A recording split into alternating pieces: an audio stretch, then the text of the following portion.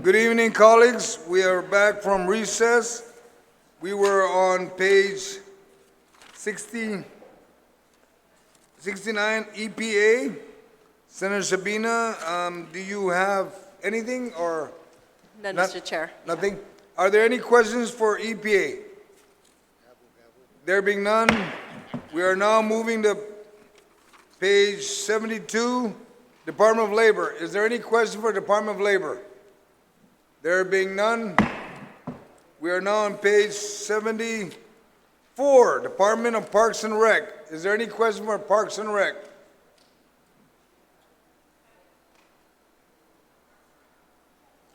Nothing? We are now on Department of Land Management. Are there any questions for Department of Land Management? Yes, ma'am. That's your agency. Senator Trees.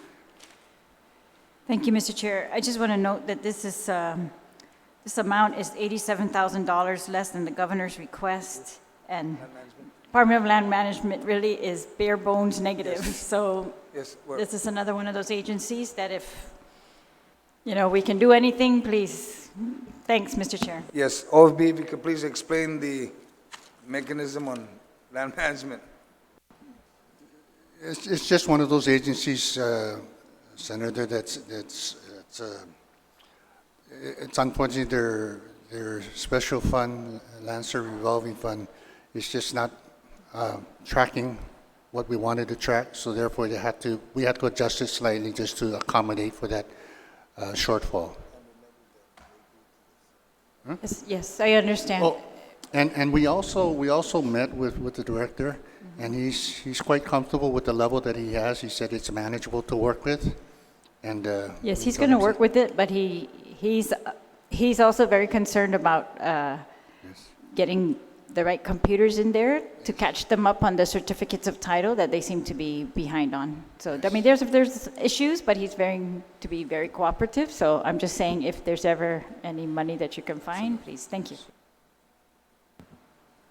If there are no other questions for land management, land management's closed. We're at the Office of Chief Medical Examiner. Do we have any questions for the Chief Medical Examiner? There being none, we're at Custom and Quarantine. Any question for Custom and Quarantine? Yes, ma'am. Senator Therese Terlai. Thank you, Mr. Chair. I just want to find out if any of this appropriation here goes to funding the cargo section at the airport, the customs cargo facility.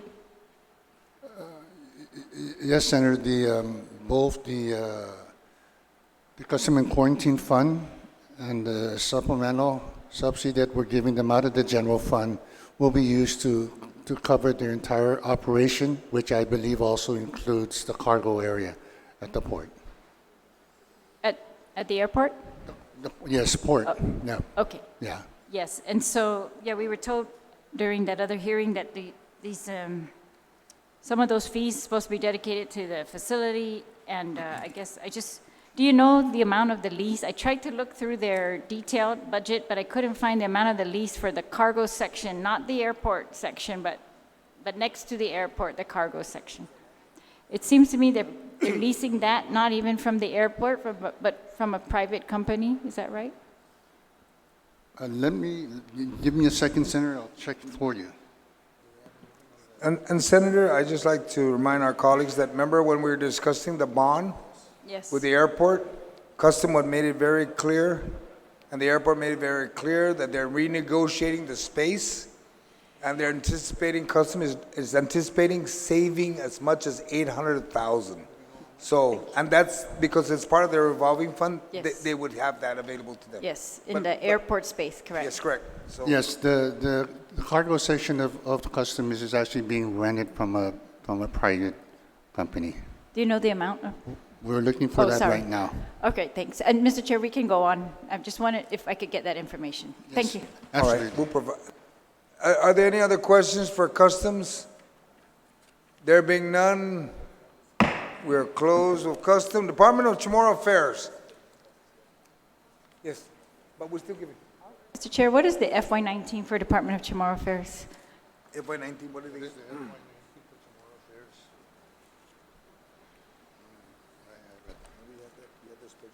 Oh, I have it on my spreadsheet.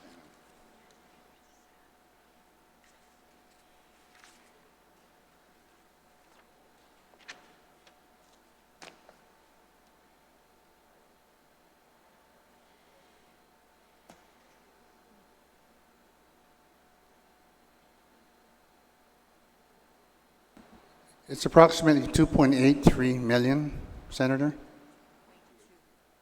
Thank you very much. You're welcome. Are there any questions for Department of Chamorro Affairs? There being none, we are now Department of Military Affairs, generally known as the Guam National Guard. Are there any questions for the Department of Military Affairs? There being none, Guam Council on the Arts and Humanities, AG, CAHA. Are there any questions for CAHA? There being none, we are now the Guam Fire Department. Are there any questions for the Guam Fire Department?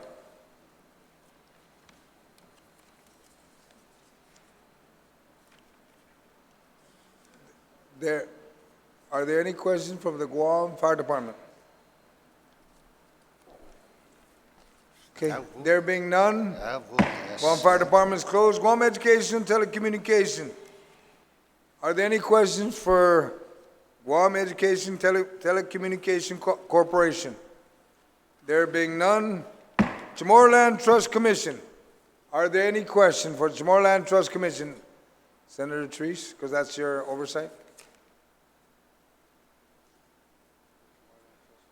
That's out of their fund. Yes, thank you, Mr. Chair. I know these are special funds that they're operating with, and I just wanted to note for the record, it's been decreased by 14,856. They have many challenges, but I understand the source of funding, so thank you very much, Mr. Chair. Yes, ma'am. Just to advise you that when we met with them, we asked them to pick up some speed in their evaluation of their leases that are out there and start collecting what they're supposed to be collecting.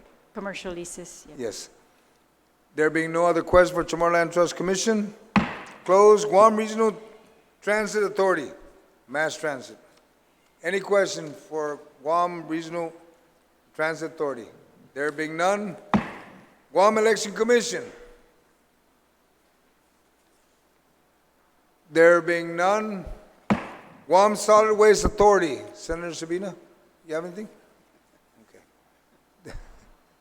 There being none, Hagana Restoration and Redevelopment Authority, Senator Kelly. Does anyone have any questions for that? There being none, Icomisión y Finotsomoros and Finaguayan Historia. Right? Historia and Nilala Itauto Commission y Finotsomoros dyan y Finanakwen Historia dyan y Nanatla Tautau. All right. Good job. Do you have any question for that agency, ma'am? Hungan, I have an amendment. It's very similar to the ones that I've used before. I have small oversights, so their assistance and ability to work with other government agencies is helpful. I believe it's been passed around. If not, I can make sure it gets passed around. Yes, it has. Would you like to speak on your... Hungan. So, in similar ways, as I've talked about before, many entities within my oversight, they're cultural, and actually within the entire budget, altogether, plus some other entities, they're only receiving 1% of the overall budget. So over time, we hope that the cultural entities will be able to be strengthened because they are so important for the health of our community and the health and well-being and maintenance of the Chamorro culture. So with this, I have an amendment. Again, it's to ensure accountability for the commission. We have a lot of elders, respected members of the community that are volunteering their time, but just like we've seen in some of the other entities, none of them are legally certified in procurement yet. Again, they are receiving some training, but we want the procurement to be as accountable and as transparent a process. We want to make sure that it is correctly done and that they are indeed meeting their obligations in the right ways. So with that, I have an amendment for line 7, page 89, to add a new item 2 to subsection HH on page 89 relative to I Commission I Fino Tomorrow Zani Finanaguan Historia Zani now I'm stuck on that. Linala Tau Tau Tanu. I Commission is, I Commission is authorized to use the services of another government of Guam agency to administer its accounting, procurement, payroll, and financial reporting requirements. There's an amendment to page 89. Are there any members like to speak to that amendment, which is pretty common in our agencies? There being none, Senator Kelly, we want to close, or you want to go ahead and just go to vote? Well, I just want to mention that all in all, I know that the legislature is very supportive of these cultural entities and really respect what comes out of the commission. And so I hope that they continue to support them and provide them the just services that will really help them be accountable, transparent, and do the job to the best of their ability in the ways that we as a government need them to. So just Thank you. Senator Tello? She closed? So, are there any, there's a motion on for page 89. Are there any objections to this motion? There being none, so passed. We are now on page 90. But, Mr. Yes, Chair, ma'am. Yes, ma'am. the amendment passed to it, but I did want to talk about this. About And- them? and, Okay. Yeah, my question was just to find out what we gave them last year in FY19. And I'm looking at the public law right now, 34-116, and Technically, we double, 100% increase. and what why they is, got. can I ask Okay. why there was The OMB will a explain. almost doubling that amount? The information we got, Senator, is that the operational costs for actually fiscal year 19 kind of was, the appropriation was short, basically for the total operation of the commission. And my understanding of the commission is that it was fairly new, just starting to grow. So once they get all their fixed costs set in place, the request was to actually double their appropriations for 2020. And normally, since it's a fairly new program department, the transition is normally like that. You give them a startup budget, and once you start up the department and they set all the fixed costs, we have a better idea of how much it's going to cost the second year. So therefore, that's why their appropriation level was actually doubled. I have a Is there point any of way- information I can Sure. add to Sure, that. thank you. So actually, we're very fortunate in that the members of the Commission If You Know Tomorrow, they're very, very active elders and members of our community. They meet at least twice a month. This is on a volunteer basis. They've been doing this regularly without fail, basically, for well over a year now.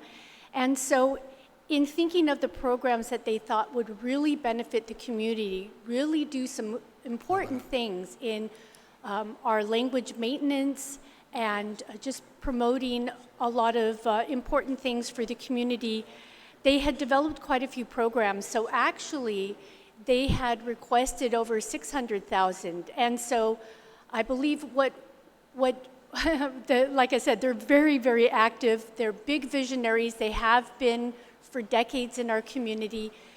And so what we tried to do was support the programs as much as possible so that we're really helping the community with maintaining the language, standardizing the orthography, allowing for them to be providing workshops, what they've been doing very, very regularly. They've given at least 2 sets of 3 series, a workshop that has 3 parts to it, So we've seen that over the last year, they have been incredibly active. They have lived up to their promise to give back to the community in providing at least these 6 workshops amongst other things that they're doing. And so we didn't give them all of the $600,000+, but we did try to support those programs for the benefit of our community. And if I may add, Senator Tidley, the commission right now is combined with the Department of Chamorro Affairs, whereas in FY 2020, they want to separate the departments. So in FY 2019, Chamorro Affairs is actually sharing the cost of some of the costs that they're incurring now, but they will not be sharing that income 2020. That's what I wanted to ask you, if there is any rent that they have, that they're paying for their office. And you just explained it, that in 2019, they were shared with Chamorro Affairs, and now, coming this time around, they don't have the office space. So my question is, if they're not, then where are they going to have their offices, and how much is the rent a year?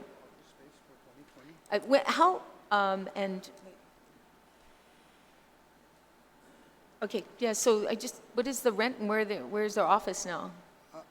I'm checking right now what the details, whether or not they are going to be leasing in 2020, but I'm assuming that because they are going to be separated from the Department of Chamorro Affairs, they'll probably end up renting somewhere. I don't know exactly where it is. I'm having it looked into the budget. Maybe So I can Senator provide Marsh? some Okay. additional details. I don't necessarily have all the details, but I can provide more details. So Yes. they are set up in the garden house at the Plaza de España, and they have been there for quite some time, but you are very accurate in that they used to receive more support services by being connected with DCA, having closer relationship with CAHA, and that's some of how they all worked, and how it's some of what we're all still trying to sort out is now that there is that more formal separation between the different entities, how they're going to continue to help each other, of course, to a degree, but how they're also going to sustain themselves. But they're still in the garden house, to the senator who had the question, and I believe that that's where they're going to be as far as we know. Okay, thank you so much, and I thank the Oversight Chair for that information as well. I appreciate it. Thank you. Thank you. If there's no other questions for page 89, close. Office of Technology Office, Senator Therese. Yes, ma'am.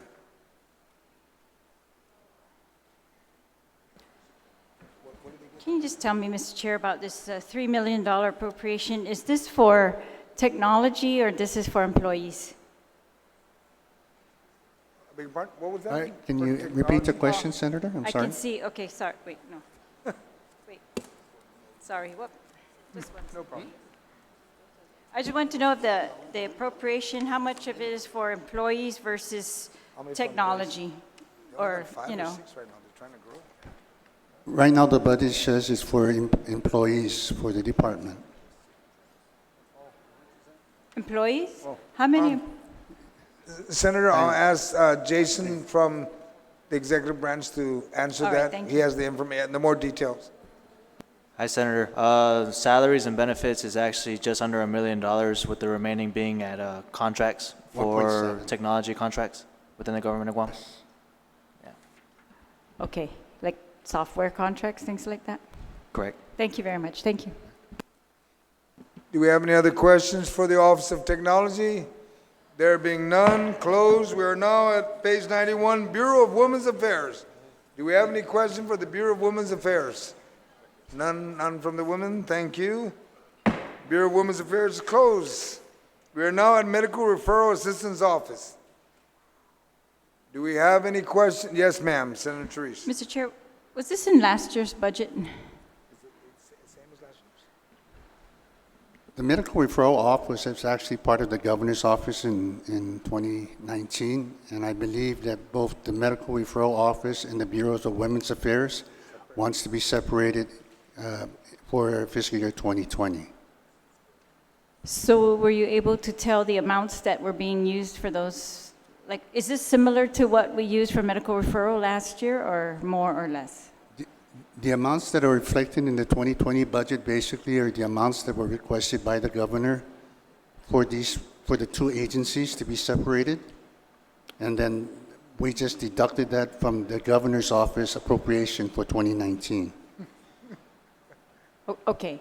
The only reason I'm asking is because when we get, comments and when we go out in public about the medical referral office, like one of the comments, I'm not able to verify anywhere because I don't see the budget for it. But, they're saying, for example, that we're paying a higher contract in the Philippines than we are anywhere else. And I don't know, those kind of facts are not available to us. Are they available to OFB? No, they're not, Senator. All right. Is there, all right, I guess, Mr. Chair, that's something we're going to have to work on, but thank you. Thank you. Thank you. Senator Tello. Mr. Chair, it was mentioned that they're no longer part of the governor's office, but are they still housed at Adelup? Yes, they are. Okay, thank you. Are there any further questions for the Medical Referral Assistance Office? There being none, we are now the Legislature's branch, page 93. Do we have any questions for the Legislature's budget? There being none, thank you. Legislative branch closed. We are now at, we did have a question? Mrs. Shelton? Never mind, she said never mind.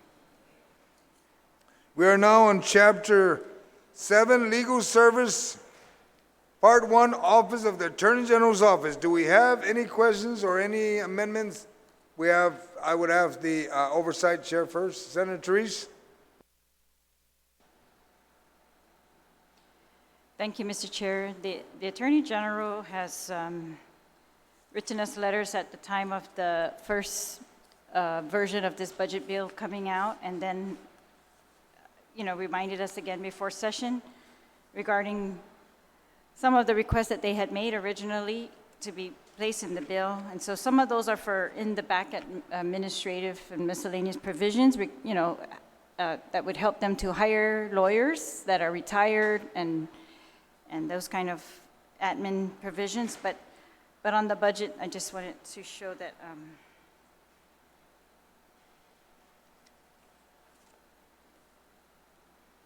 they had asked for, I think some of the amendments that I prepared have been also passed out by another senator, so I'm going to leave those. But they had asked for this $1.8 million child support technology that they say they need to convert, and that it's going to save Guam money in the long run. Now, I know 1.8 million seemed to be impossible to find back then, but I just want to note that on the record, Mr. Chair, that that's not covered here. Yes, ma'am. Okay, so I'm just verifying which of these amendments have already passed out. So the continuing appropriation already passed out. Yes, the continuing appropriation. That was proffered by another senator. No, she just, Right, I know, but there's Yeah, copies in the yes. back, so I'm trying to make sure we don't pass them all out the same. yes. The,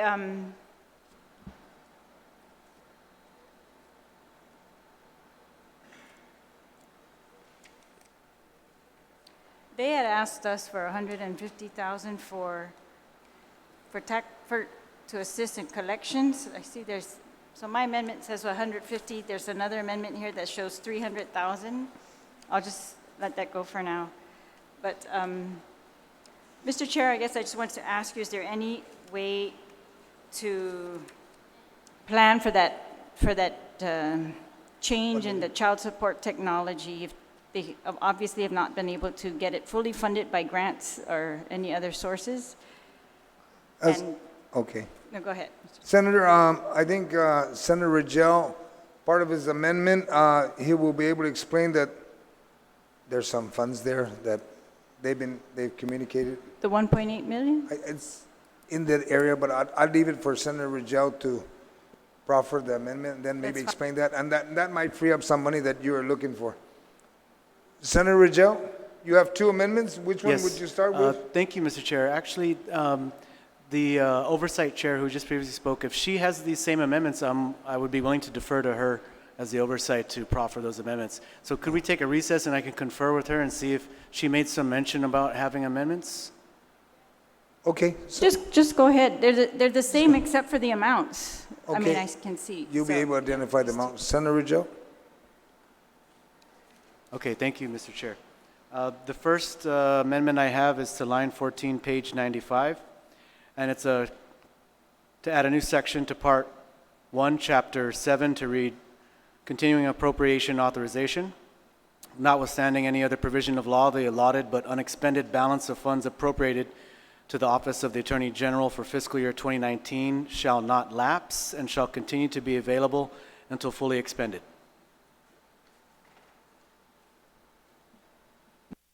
Do we have any objection to that amendment? There being no objection, motion passes. Senator Rigel, you have another one? Thank you, Mr. Chair.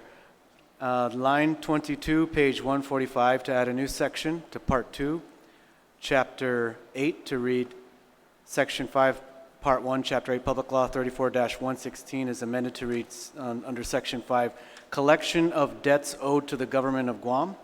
The sum of $300,000 is appropriated from the general fund to OAG for the purpose of assisting the Department of Revenue and Taxation, Department of Administration, Guam Memorial Hospital Authority, and other Government of Guam agencies and departments in the collection of debts owed to the Government of Guam.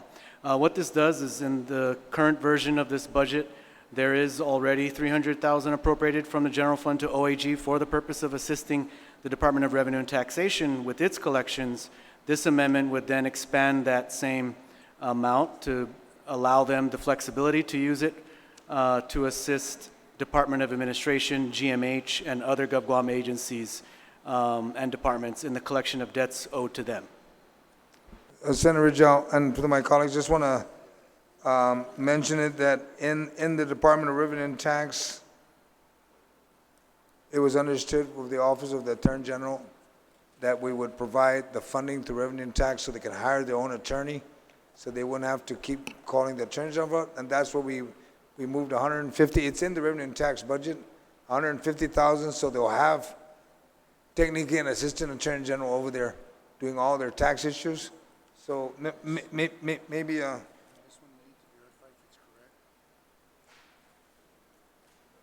then okay.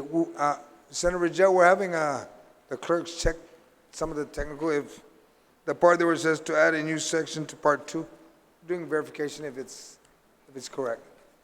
Okay?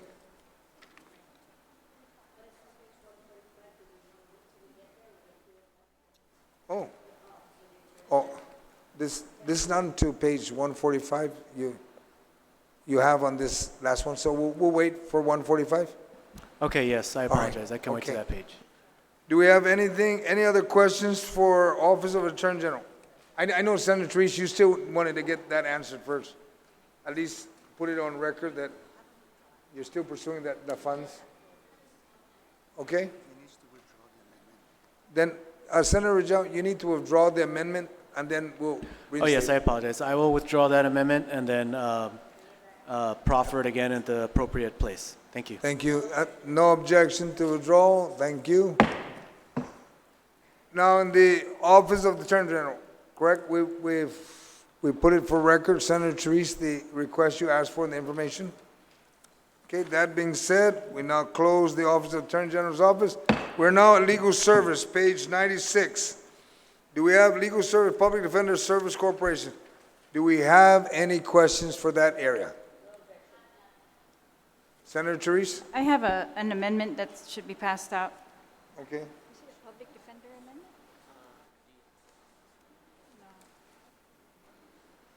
No.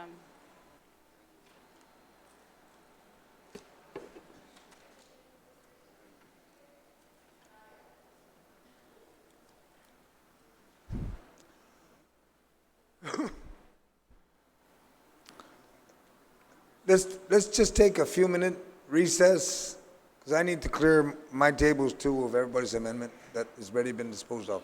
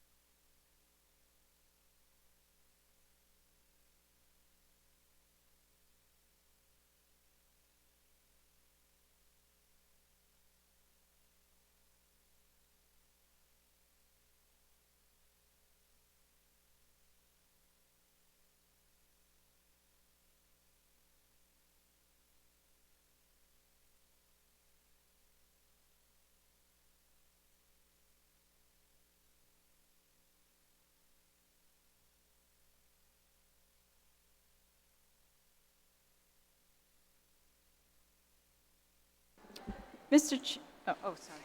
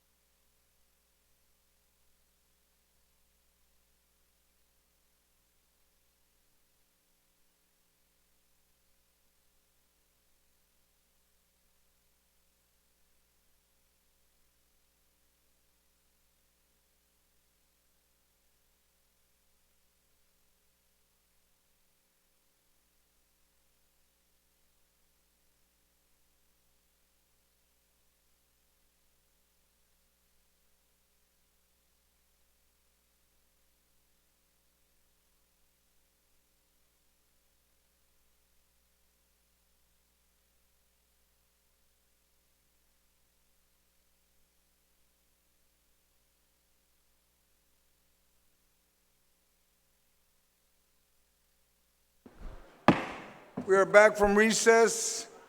My colleagues, we've just got some information, even though we already passed the Attorney General's office. It's just for information purpose. It's not to make an amendment or anything. The oversight chair received the letter, and it's just to comment about their lapse money is what she'll be expecting them as the oversight to spend it on that areas that they were concerned about. Senator Therese? Yes, Mr. Chair, thank you very much. So I reread the letter from the AG more carefully, and it's, so that 1.8 million that I was asking you about for the child support technology, they've proposed to use their lapses to cover that. So we propose to fund the request by allowing carryover appropriation from FY19 for the sole purpose of funding that IT compliance, and also for the 120,000 or 150 for that to pursue claims for the government, or to pursue collections for the government. So that's the other amendment. So technically, So we already approved this amendment for the continuing appropriation earlier, but I just wanted to make sure everyone all understood right, that. here. okay. So I just wanted to make sure that my colleagues all understand that there was two amendments that were proffered, one passed. There's another one that's pending on page 145. Based on the lapse, it answered both. So we won't be entertaining that amendment on page 145, okay? So we're all in understanding? We're back to public defender. Did we have any question for public defender? Ma'am? Thank you, Mr. Chair. For the Public Defender's Office, I just wanted to ask DOA, because Public Defender was very concerned that they were going to get the rest of their allocations. So I know that DOA had assured us of this, so if he was here, I was just going to ask him one more time, but Yes. they need their full allocations for FY19, and I've made a floor amendment that's been passed out to allow them their continuing appropriations also for FY19. Especially because they're going to be getting it, they haven't even got them all yet. Yeah. Or it's to ensure they get it. My colleagues, there's an amendment out for continuing appropriation on page 95, or it's actually 96. So just change that, page 96, 95 to 96. Sure, sorry. All right, and it's on line 11 and 12. It's an extension, it's just to add section 3, continuing appropriation for the public defender, which is basically they were committed to get their funding, so that was stated by the Department of Administration. This is just to ensure they do get their funding, the remaining lapses. Are there any objection to this amendment? There being none, motion passes. Senator Therese, do you have anything else? Nothing else in public defender. Do we have any other question for public defender? There being none, we are now at the Mayor's Council of Guam. Do we have any question for the Mayor's Council of Guam? That would be page 97, ma'am, chapter 7, section 1. Page 97. Does anyone have, yes, ma'am, Senator Therese? Just wanted to know if you could just put on the record the increase of 700,000. Is that just organic growth, or what does that represent? That is what we did on the Mayor's Council, Senator, was one of those agencies that we had to switch funding sources. So they were actually funded out of the Guam Highway. We had to make an adjustment on the Guam Highway simply because the Guam Highway wasn't tracking what we thought. So we had to kind of like reduce their Guam Highway fund and increase the general fund. So they received a slight increase in their overall budget over 2019. And there was no particular on that. We just increased it. 700,000, is that what you have? Is that the total amount, 700,000? 793 is the total?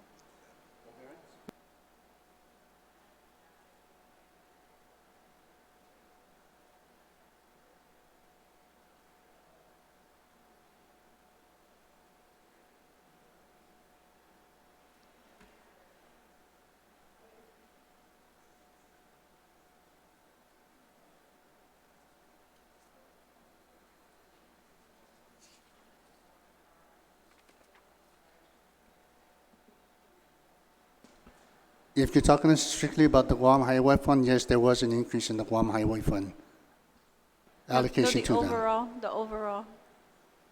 The overall Yeah, what's increase? the net overall? Is there a net overall increase of 700 or not? Yes, there is. The total is 155,000 only, Oh, okay. Thank you. overall. All right, thank you very much. You're welcome. Do we have Senator Tello? Yes, ma'am. Thank you, Mr. Chair, and I also like to have for the record that the funds that are going to the mayor's office in no way is any of the highway funds are being used for operation. I just wanted to thank OFB for making sure that the special funds are for that, what the law created those funds for, to go to, and the roads is especially for highway. And I just really appreciate what you guys did on that. Thank you so much.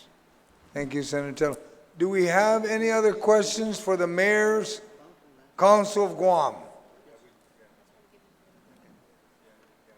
There being none, Mayor's Council of Guam is closed.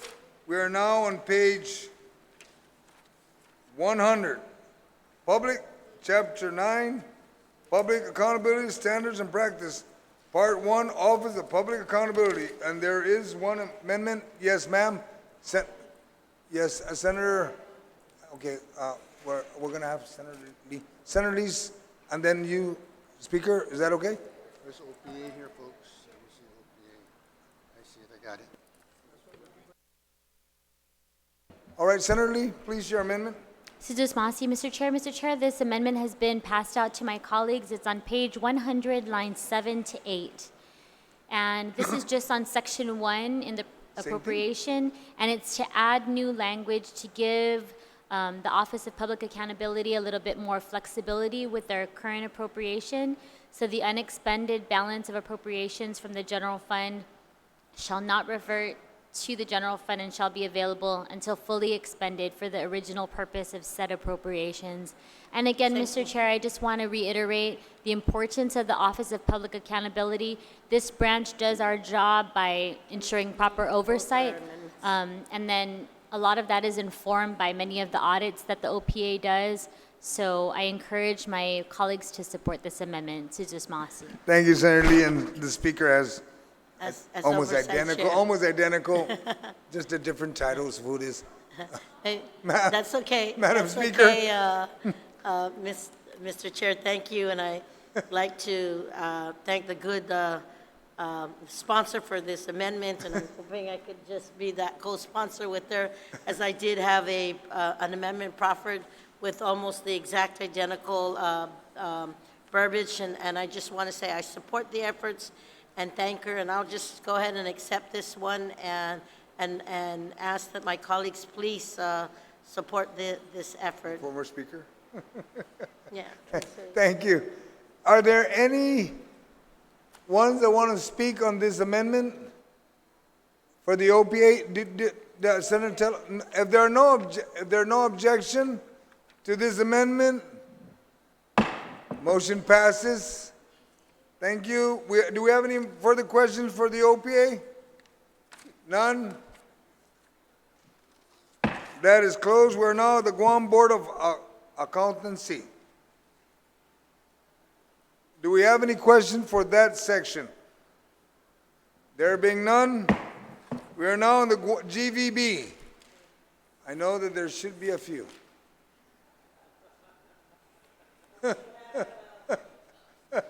Okay, wait, okay. Can we go ahead and just take a few minutes recess? Because I'm while- making my copies, yes. Yes, okay. Thank You want to speak or you want to recess first? Okay, speak, Senator Tello. Well, don't worry, we'll wait for yours. Yeah. So Yes.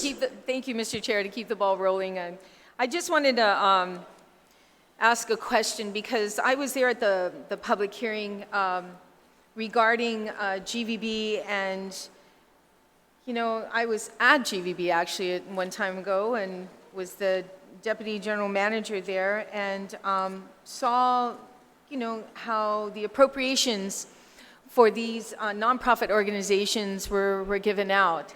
And Mr. Chair, it was brought to my attention that the way to scrutinize these to ensure that those who are receiving these appropriations follow certain guidelines making sure that they file their expenditures, their financial report, to be able to contribute back to GVB by providing some hours of their services.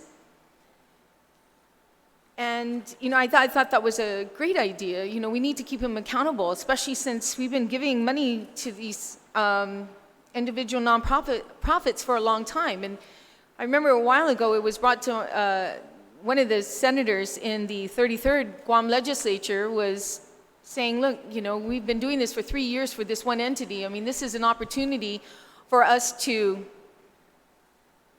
allow another group to come in, because there's not a whole lot of money out there to give all these nonprofit organizations that need assistance. So, to allow these guys to take a break from asking for this funding and wait again, maybe in a year or two, they can come back and ask for the money to allow other nonprofit organizations the same opportunity as these individuals have been doing.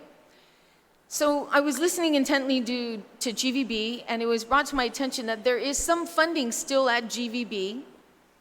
I'm trying to remember the exact amount of money that Are you referring to what happened at the public hearing when there was brought up? Yes, and they were mentioning that there was some funding there, 600,000, I think, yes. I was going to say 8, sir, thank you. Conservatively, $600,000 was still in the account to be provided for them. And that's why I was wondering, when I saw this in the budget, Mr. Chair,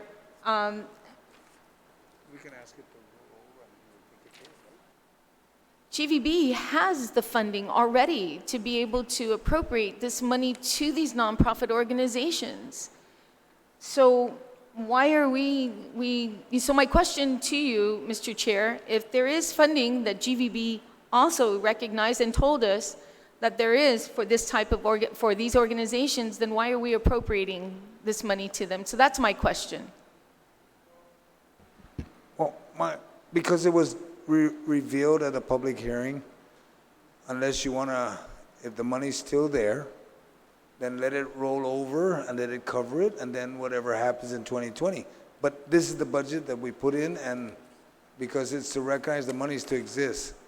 Now, What are they doing? I understand why your question, why are we doing this? They didn't do anything in 2019. 2019. There was nothing in 2019.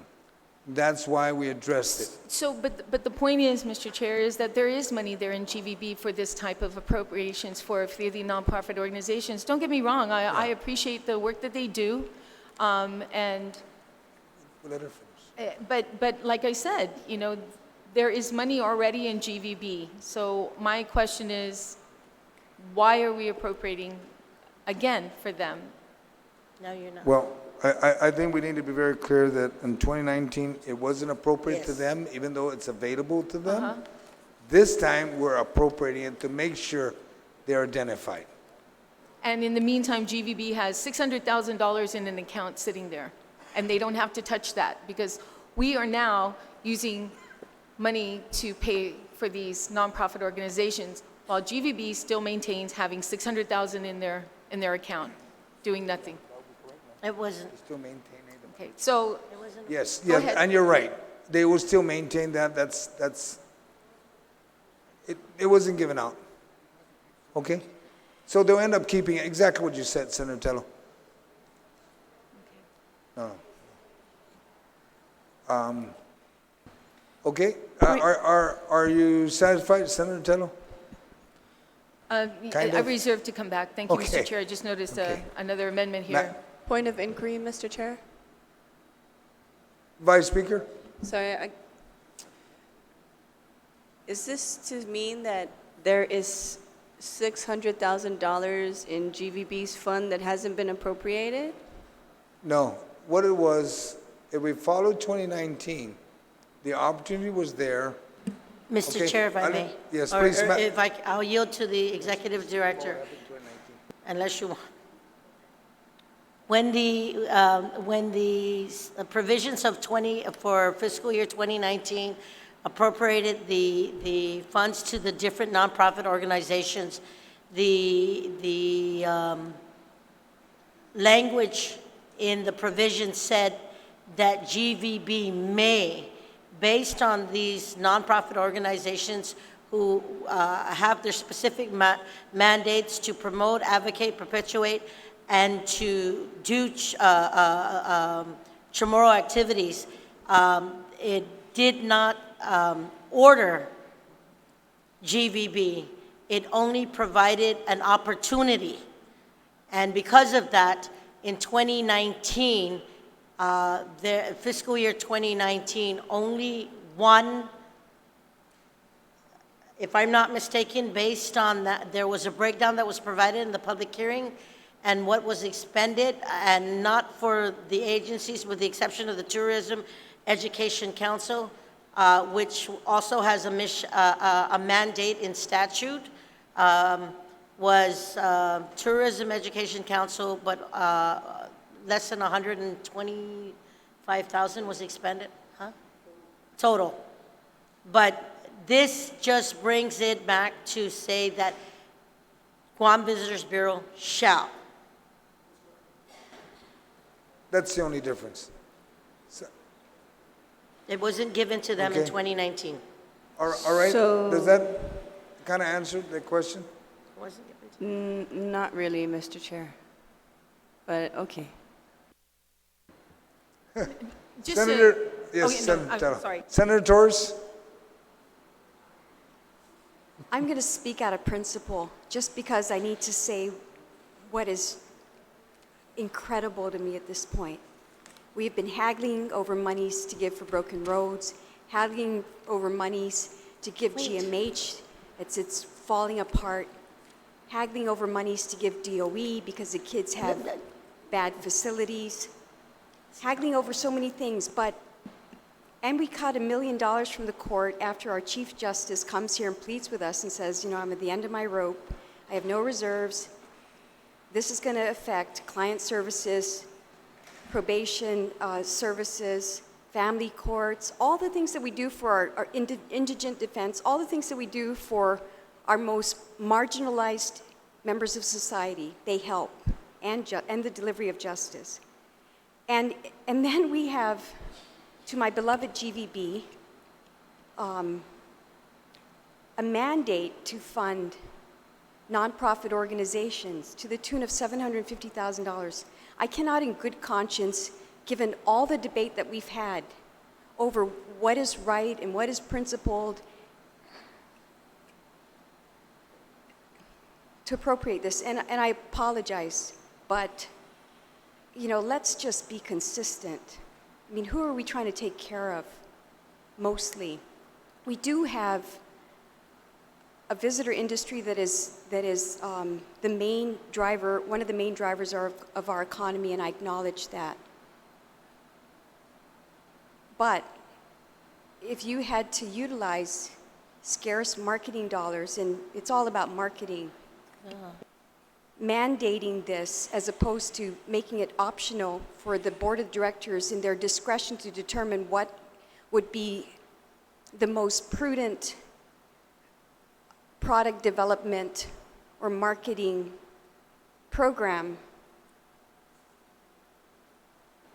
I think the discretion should be left to them. Mr. Chair, that's just my opinion. It's here. It can be optional. It's been identified. They do apply for grants and make their cases to the board, and it's at the discretion of the board to determine, I believe it's the board that determines after scrutiny by a committee. But when you have just hampered the ability of critical services to an island that is drug-ridden right now, families are falling apart, the court is looking out for the interests of our children who are displaced, families who are displaced, giving counseling services to people, I would say, if you were to ask me, my priority would be to putting monies and assisting those who are not in a position to assist themselves. Help them help themselves. That's where I would go, Mr. Chair, and I just need to get it off my chest because it just breaks my heart. Thank you, Senator Torres. Mr. Chair, if I may. Madam Speaker. Mr. Chair, if I may, the nonprofit organizations that have been receiving money from the Tourist Attraction Fund was through appropriations from this August body. The Tourist Attraction Fund is not GVB's money. It was just a pass-through. In history will tell you that the Department of Administration used to be the gatekeeper for the, historically, to work with the nonprofit organizations as a pass-through because it was noted that we couldn't give to the nonprofit organizations directly. Our number one economic driver in our economy, Mr. Chair, is tourism. And in that, we promote who we are as island people. We market our island so people can visit us. It is through these nonprofit organizations that continue to bring the synergy, the revitalization, the continuing education, the promotion and the advocacy of who we are as island people. And I just want to note that for the record, that these cultural resources are needed as we continue, Mr. Chair, to market our island to the rest of the world. And I want to say that in the past, for many, many terms, we used to, some of the nonprofits are housed at different areas, still with the University of Guam, with the Guam Community College. It used to be the bulk of the nonprofit organizations, as a pass-through, used to get the funding source through the Department of Administration, but because in previous years, because of the slow bureaucratic red tape that the nonprofits had to go through, we felt that because the Tourist Attraction Fund was with GVB, we felt that it would be better housed there as a pass-through. So the enabling statute on why the Tourist Attraction Fund was created, Mr. Chair, and why we have a GVB and a fund, it was to market and promote and perpetuate and to continue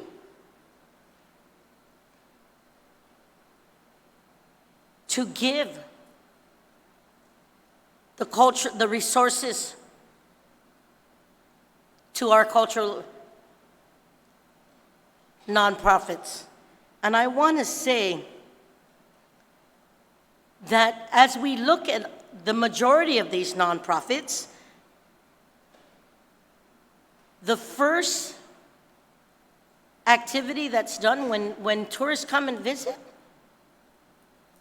is our cultural dance. When we look at the agents, at the nonprofit organizations that continue to teach our children something that was implemented more than 30 years ago, the Tourist Education Council, through enabling legislation. We used to have, when we started the Tourism Education Council, maybe 200 kids. Today, Mr. Chair, we have over 2,000 kids, over 22 schools. We continue to be, we even have a relationship that a program that we are going to launch with the Tourist Education Council to bring in our Micronesian brothers and sisters because they are a part of this community. And Mr. Chair, if you look at every single nonprofit that has been here, from promoting and protecting and preserving our history, our language, our culture, this is what it's all about, our medicine. And I want to say that I have no problems standing here or sitting here before you to tell you that every single nonprofit who's taken the time to work their projection and their portfolio to bring it up, not just to the Visitors Bureau, came back to this August body because they weren't entertained. And in a commitment to working with GVB and with all the nonprofit organizations, who has a representation of thousands and thousands of Chamorros in our community, I have no problems saying that I support these efforts. Continuing to literally preserve the tradition of how we make our seafaring vessels. I just have to continue to bring educational programs out into the community, engaging with even the support of our leaders from Micronesia, a part of our blue continent. Mr. Chair, please, I implore you, and I ask each of my colleagues, in order for us to literally advocate and promote who we are as island people to the rest of the world, and to support the #1 economic driver, tourism, having over 20,000 jobs and having the multiplier effects of over 100,000 folks in our community, I'm going to tell you this is important. Thank you. Thank you, Madam Speaker. Senator Kelly. Hafidei Jan Siduis Maasi, Mr. Chair, for letting me speak on this. I rise in full support of this amendment. It's not the amendment, it's the, we're Okay, I rise in full support of how this fund is being utilized. no, not amendment, not yet. And, you know, I want to point out, this is often the case. And this is something that I think about quite a bit as a social scientist, is that so often while we're advocating for things, it's important to remember that we need to be a whole community, that we need to have all aspects of our community uplifted. And these kind of programs do exactly that. You know, I was mentioning earlier that when we look at the budget, 39% of it or more now in this case, since there have been some amendments, are going towards public education. 13% is going towards other aspects such as public safety. But when we look at our cultural industries, our community entities that support programs like the arts and the culture and the indigenous language and things like that, it is not even 1% of our entire budget. So when we're speaking to roundedness and being whole and making sure that we are surviving, not just eking by, but that there's a part of us that's being strengthened, and we're proud of ourselves and we're proud of our place, and we have that sense of place. I look at each one of the 17 programs here, and their outreach is great. They reach out to thousands. And when I look at them, each one of them has given to our community for so long. And unfortunately, it's difficult to survive as a nonprofit. It's difficult to survive as a cultural organization. They have been coming up to me over the year and just saying, you know, I'm just not sure we can do it anymore.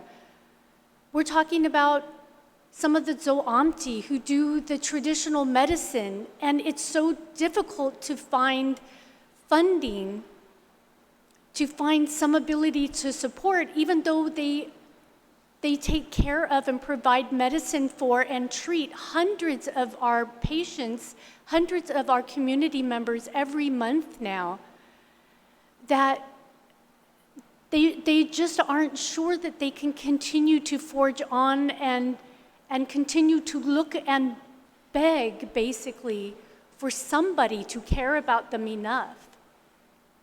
And so as a government, we absolutely have to do these critical services. We absolutely have to do the best that we can for education and do the best that we can for our legal services and the best that we can for our hospital and our healthcare providers. But we also have to take care of that other side to ourselves. These programs, they uplift our community, they have outreach, as I mentioned, they strengthen the culture, they provide a sense of self, they provide a sense of identity, they provide a sense of community. And those are some of the strongest tools in fighting some of our social ills. They need that strong sense of self. They need that strong sense of place. They need that strong sense of cultural identity to keep them on a path that keeps them away from the temptations of drugs and alcohol and all those other things that can be calling them. We need them to be well-rounded. We have also the economic side to things. They're like the GUMA. It has created these amazing cultural industries and local entrepreneurs, many of which have cultural-based products. So it's giving people a new way of adding to the community, but then also developing their own business. Something that we as locals love to purchase for family and friends because it adds to their sense of cultural identity, but also for visitors as well. This is something that we're growing from the ground up. And as was mentioned before with our visitor industry, one of our largest economic drivers, we have these cultural institutions and parts of our landscape anymore, our Guma Sakman, our canoe houses, and entities like that. They are attracting tourists, they are attracting our youth, they are helping, giving them that sense of pride. And they're allowing these traditions. We were so proud, well, I can't say we because it wasn't me, but community members were so proud to have revived seafaring from 300 years of lying dormant because of the forces of Spanish colonialism and other things. But it's very tenuous, and it may not continue if we don't find ways to actually support it. So for those and other reasons, I just can't stress enough how important it is to our community. So if you look at how much each one is getting, they're small numbers, and yes, they add up, but we're talking about 17 different entities that reach out to thousands and thousands who are getting $20,000, $25,000 each, just to try to eke by and survive for the year. Sujus Masi. Thank you, Senator Kelly. Does anyone else want to speak on GVB? Because I know there are amendments on the floor. Before we get to the amendments, Senator Therese Chulai. So are we all going to speak on GVB and then we're going to come back for another round for amendments, Mr. Chair? Is that Yeah, what we're going to do? I wanted folks to speak Okay, about so GVB, and then we'll allow the amendments. So, no, we haven't got to the amendment yet. I just started the GVB, and we were on. I 7:15, and wow, everybody's still wide awake. That's great. Senator Chulai, do you have anything you want to speak about GVB in general? And then we can go to the amendments. If any one of my colleagues would like to speak about GVB, feel free, raise your hand, I'll recognize you, we move along. Then we'll allow the amendment, because I don't know how many, I only see one set of amendments, but I don't know how many will get to the table soon. So, Senator Chulai, the oversight of GVB? Thank you, Mr. Chair. Just wanted to talk about GVB, if that's what we're doing in general. And So GVB, they requested $29 million for their operations, and they came in and they justified why they need that much. They're very much trying to, I remember the one I very much remember very clearly is that they want to increase airline capacity coming to Guam, especially in light of the fluctuating situations that we have now regarding the airlines. And they claim the key to our whole market is this getting the capacity on the airlines, right? And that's the only way to fill the hotel rooms, the only way to get the TAF. And so they have some very concrete plans how to do that. In 2019, they had to tap into all the reserves that they had and use that to fund, some of these incentives. And so that's a lot of what they attribute their success to at GVB this year is and overcoming the whole, North Korean missile scare in some of these markets is their ability to incentivize the airlines. And so while the TAF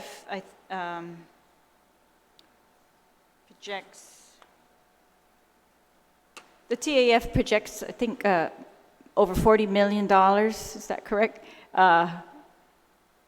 Their estimate was 46.8, but I think your estimate was a little lower for the TAF overall.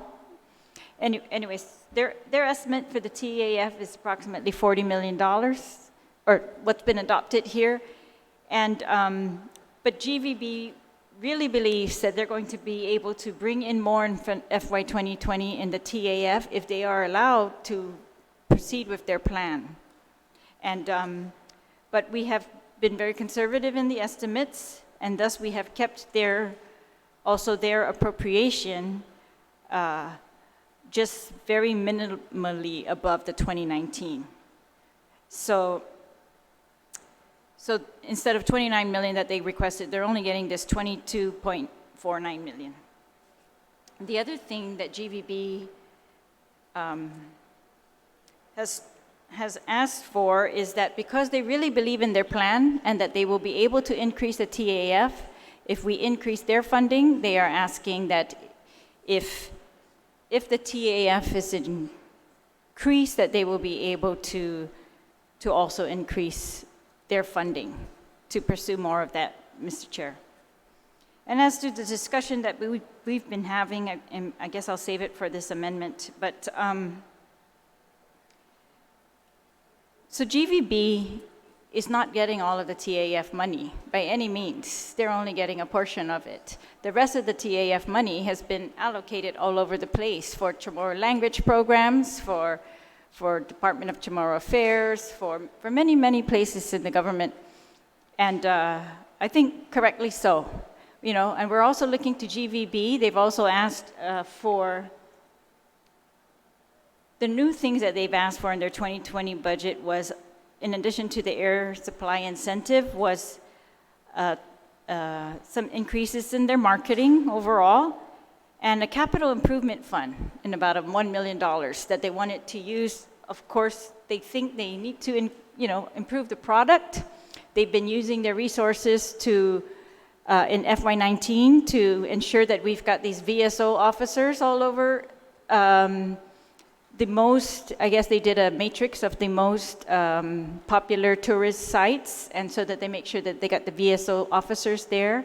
And that for a while, when Parks and Rec was not funding that, they were also taking care of some of the restrooms at some of the parks, that they had the contracts for those. So they're very aware that we have to improve our product in Guam in order to stay competitive. And I have been convinced, that they're dedicated to that and that they're not going to look the other way. And at least for me, Mr. Chair, that's one of the emphasis every time we talk about anything else, I always, come back to that. Like, we can't go anywhere to market Guam if we can't take care of Guam. And that's the whole point behind an industry anyways, is that we want to get the money in order to improve what we have here for the residents of Guam. And so So they've already have a program that's called a program that not just improves, destination, but it also provides funding for cultural programs. And, but they've also advised me, Mr. Chair, that there is no money laying around in any accounts up there. At the most, they might have now $200,000 in that type of money that can be used for any of those kind of purposes. All the cultural grants that they had in their budget for this year have been maxed out.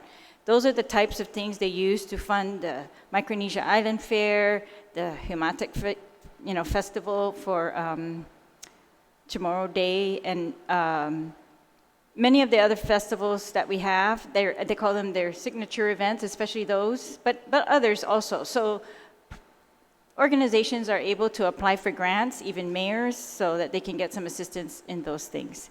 So I'm going to reserve the rest of my remarks regarding this amendment, Mr. Chair, for when we get there. Thank you. Does any, Mr. Chair, there's no amendment right now. no, I know. I'm asking if any of my colleagues, any of the members would like to speak about the Guam Visitors Bureau. None. Madam Speaker, you have amendment. I have it on my table. Yes, Mr. Chair, if I may. Please speak to your amendment. Mr. Chair, this amendment is for page 103, line 23, to amend the bill to read Section 5, authority to allocate 2 organizations for fiscal year 2020. The Board of Directors of the Guam shall allocate from the appropriation in Section 1 of this chapter to all the following organizations. The Tourism Education Council, $50,000. Historic and Alahan Foundation, $25,000. Pacific War Museum Foundation, $50,000. Hadza Cultural Preservation Foundation, $65,000. The Guam International Film Festival, $50,000. Humaltuk Foundation, $30,000. Amat Tautano, $20,000. Hurrah Academy, $90,000. Inetnangepalco Cultural Arts Program, $25,000. Humanities Guahan, $20,000. Guam Unique Merchandise and Arts, GUMA, $25,000. Duke Tuk Goose Inc., $50,000.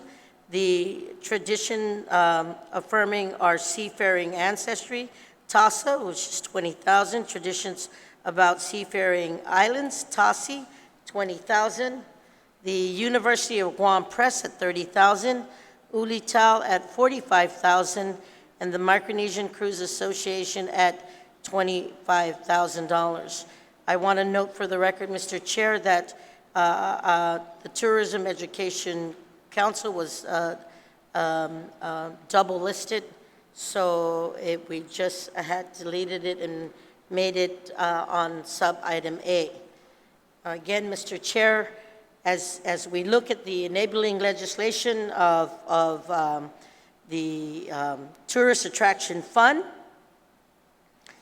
and I want to share with you that it is to promote, perpetuate, advocate, and truly market Guam to the rest of the world as we here on our island have our tourism industry as our #1 economic driver. Mr. Chair, these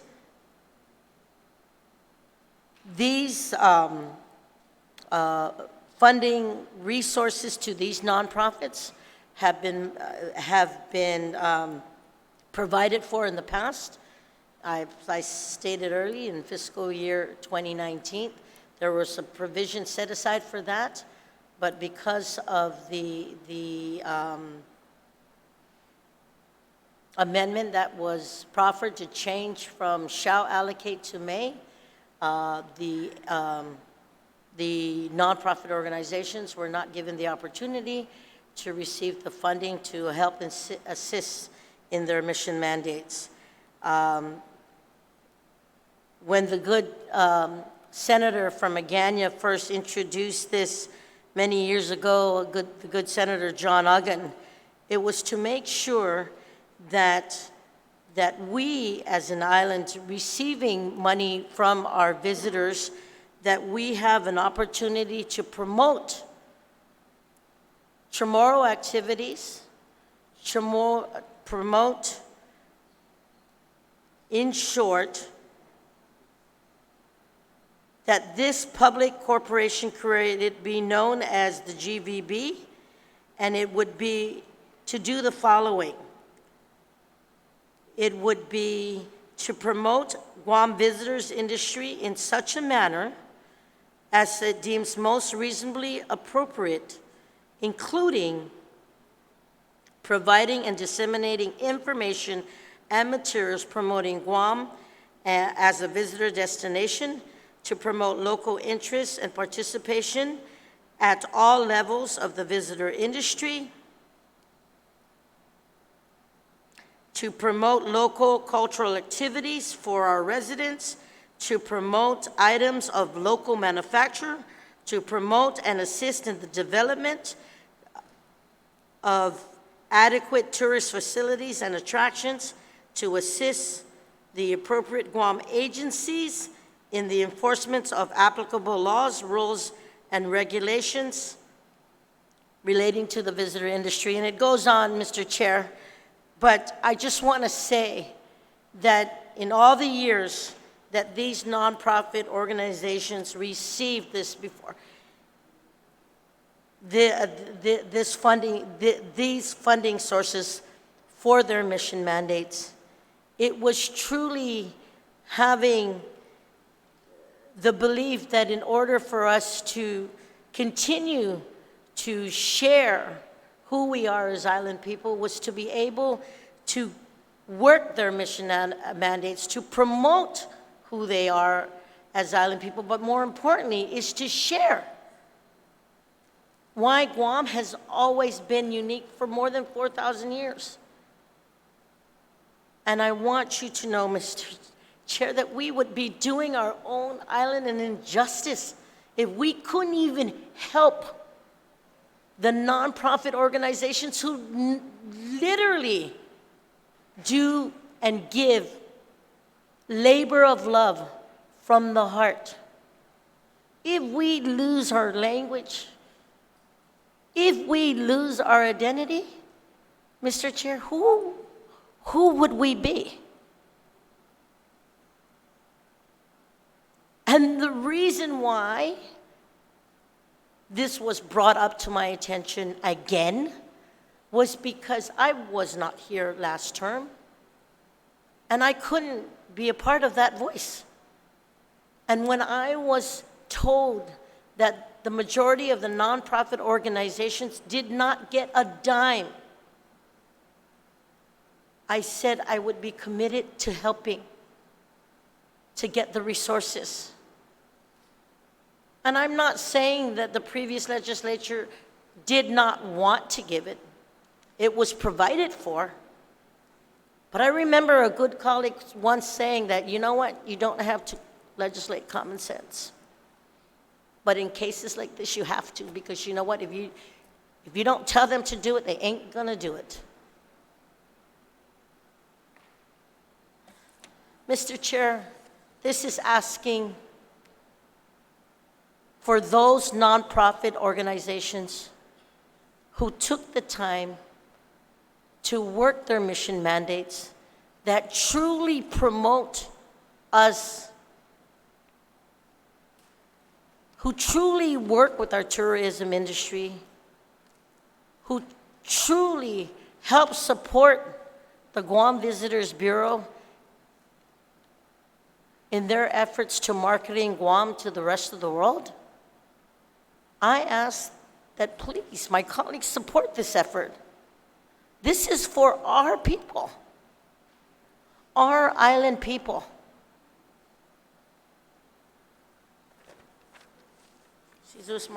Thank you, Madam Speaker. I just want my colleagues to understand that the what's in the budget bill and what's on the amendment The total amount is still the same. The amounts for different nonprofit changed, but they are the total amount is the same. Senator Tello, you want to comment to the amendment? Thank you, Mr. Chair.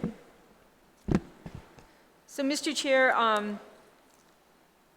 since the last public hearing with GVB, and they mentioned that they had money in there and it was 600,000, and listening from the oversight chair that there is no money in there and there's only, if lucky, $200,000 dollars left in there, then, well, that answers my question with regards to that. However, during the public hearing, it was also stated that some of the nonprofit organizations were not in good standing and they were not in compliance.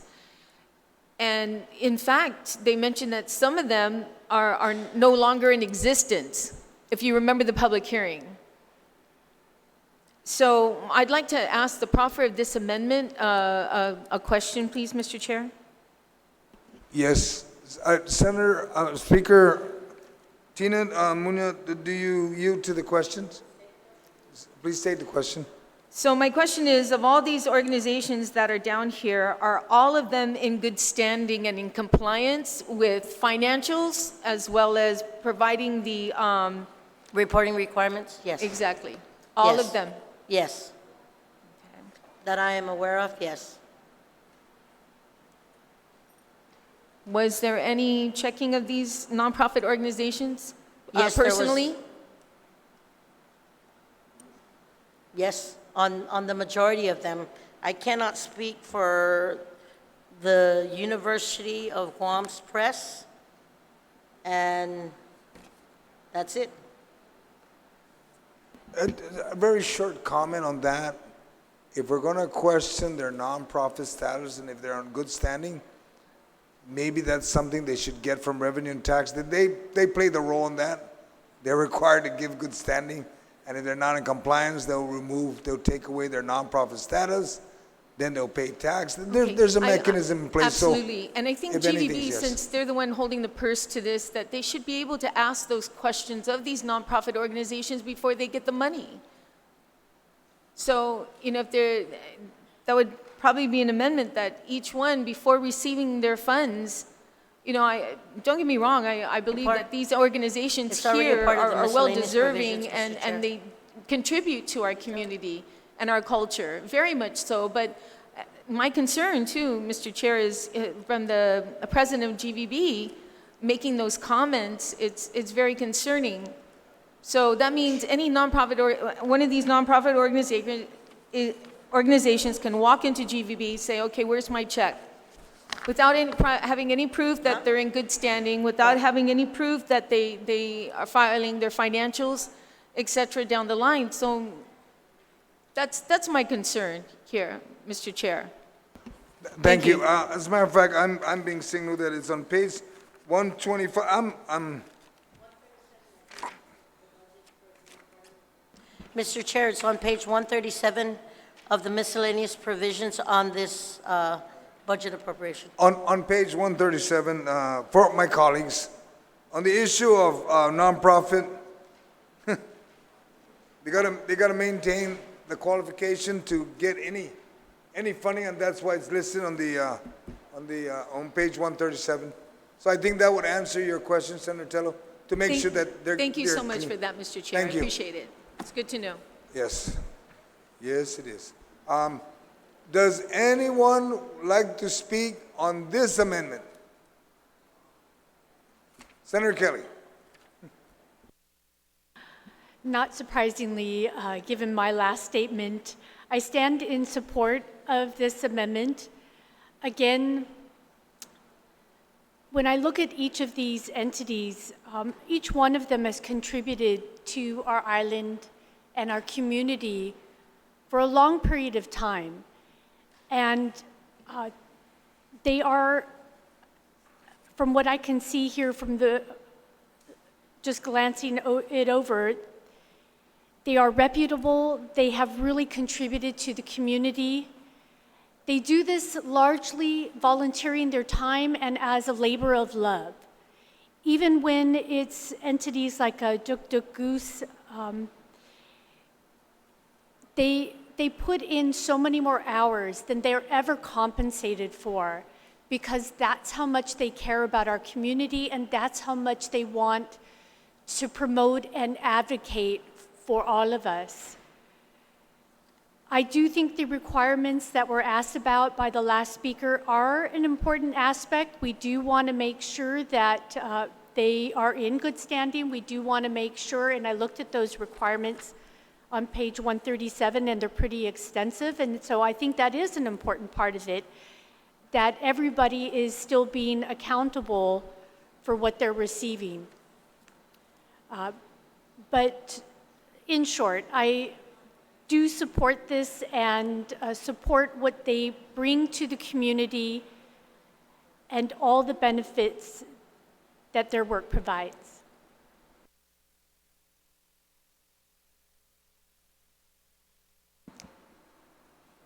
Senator Kelly, you're done? Thank you. Senator Therese, Senator Therese Serling, would you like to speak on the amendment?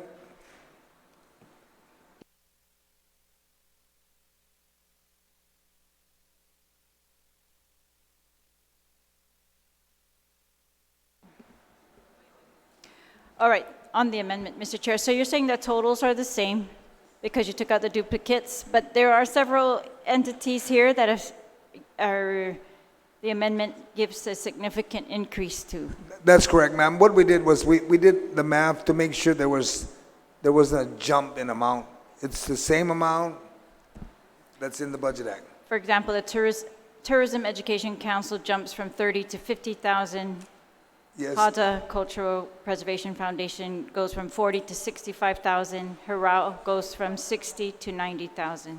That's correct. And then if you notice on line Yes. 15, we eliminated tourism Because education. it was in there the same twice. thing. Yeah, and the Micronesian Yes. Cruise Association goes down from 50 to 25. Yes. All right. So point of information, Mr. Chair, in this amendment, the Tourism Education Council does not increase. It's just crossed out That's correct. on what, because it was listed twice. Well, what it is, on the first page, it was 30. They made it 50, and on the second page, they got rid of the 50, so it's 30 reduction. And then the math comes up to still 640,000. Thank you. Senator Therese, do you have anything else you want to say on the reference Yes, to this? Mr. Chair. So, Yes, ma'am. as I was saying earlier, this section of the bill significantly reduces GVB's appropriation even from 2019. Because the original what you had originally put in here for GVB, they're 22.49. If you take away is it 675? That's what I used. 675,000 total for these appropriations, and this. It's only 640. 640, okay. 640. So, sorry, then my math is off. It still brings GVB's appropriation that they can use for their operations below the 2019 level by approximately $1 million. Is that correct? That's.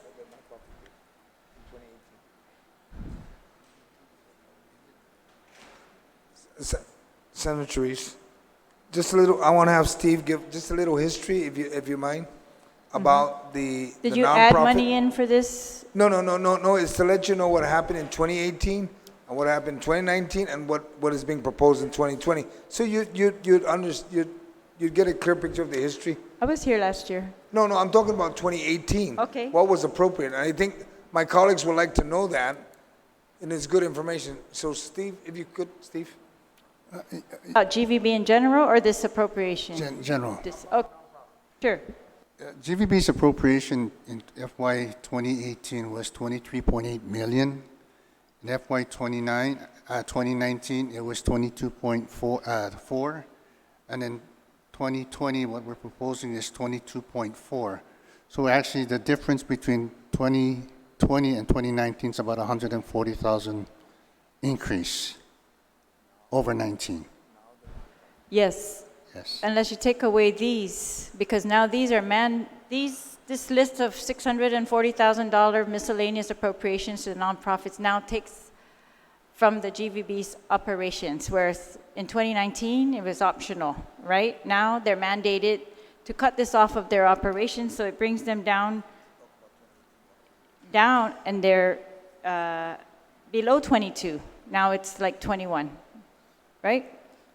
You're correct, Senator. Yes, so that's my issue, is that this is not a pass-through. This is a cut from GVB's operations for these purposes, and I think we need to, GVB is one of those potentials that can really increase some of these funds that we're looking at to increase. And so they think if they can, maintain, well, they want the 29 million, but if they can at least maintain the amount that they had prior to this deduction being added onto the bill,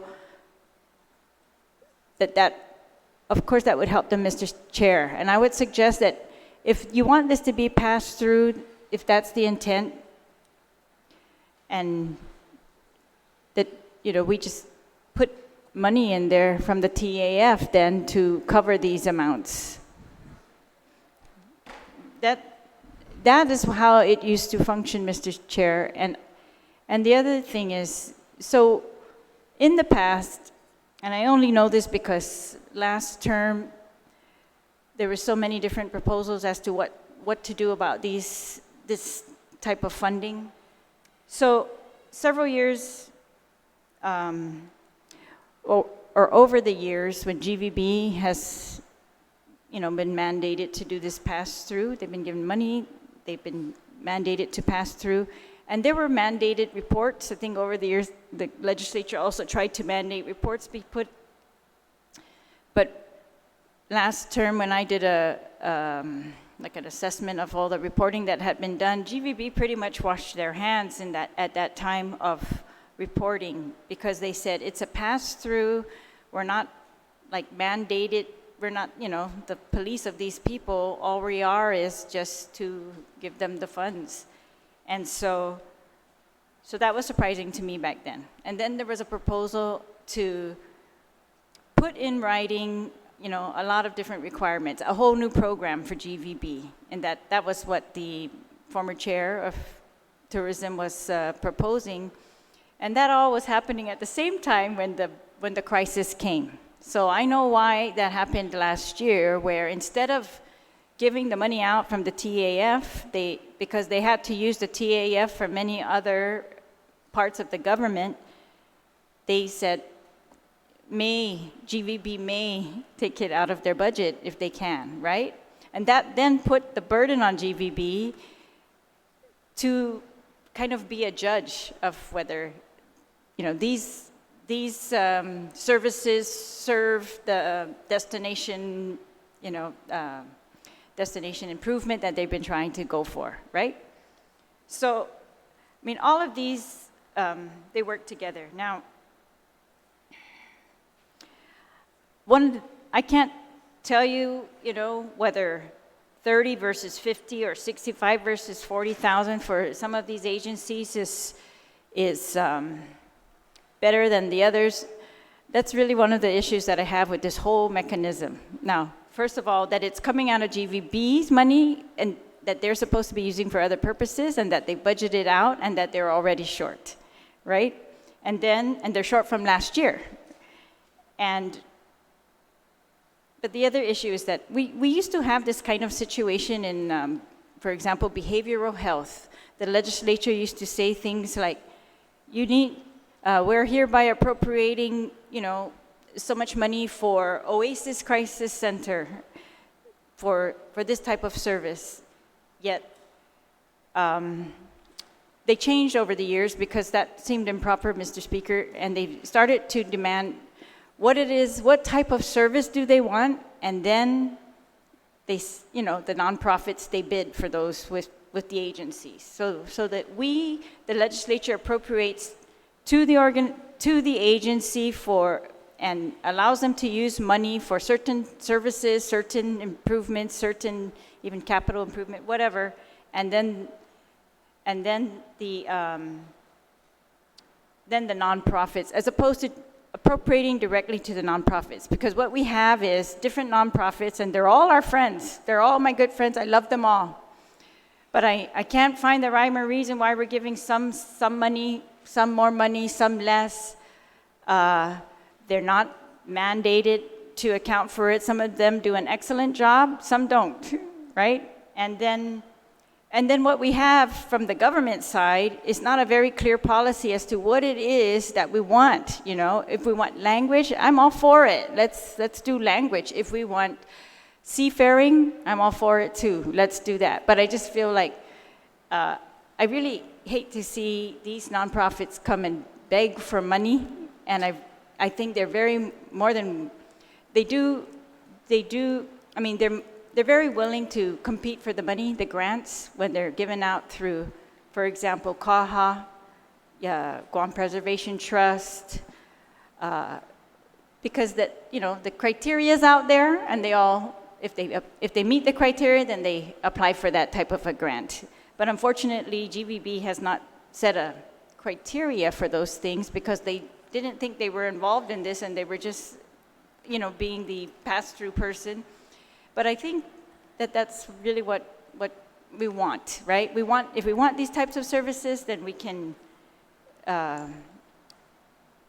there's a better way, and it would look fairer to everybody else who's not getting this money, that they're also nonprofits and that that they've competed for it.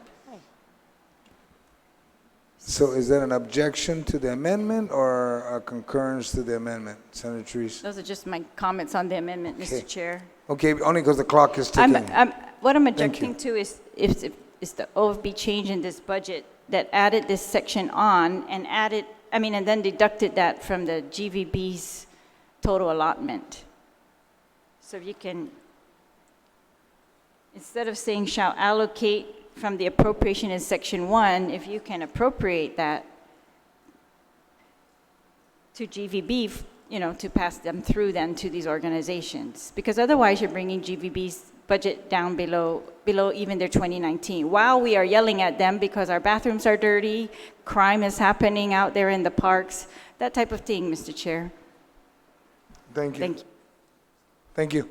Does anyone else like to speak on the amendment? There being none, there is amendment on the floor. Are there any objection to the amendment? There being none, motion passes. Now we're still on GVB. Senator Therese Chulai, you have 2 amendments.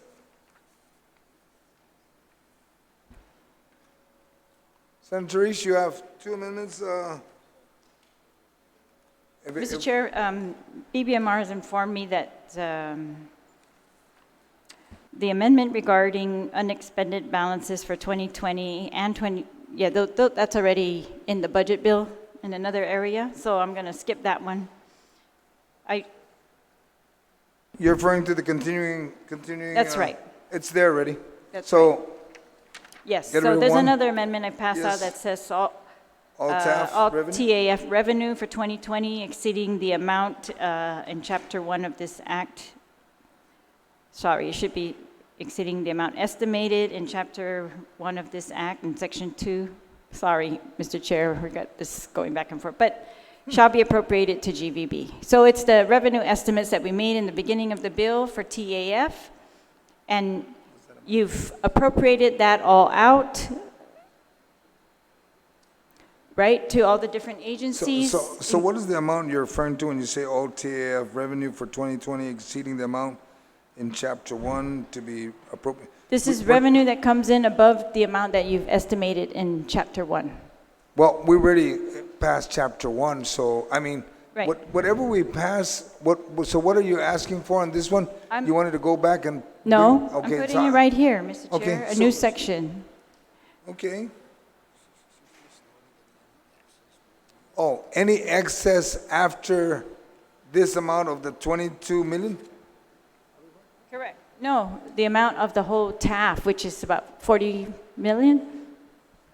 correct? Right. If anything beyond that, they'll get. That's what you're asking for. Correct. Oh, Because okay. it's been maxed out, appropriated everywhere across the government, including GPD everywhere, and it's, So if anything else comes in the year, it'll be given to them, is what you're saying? yes, so that Okay.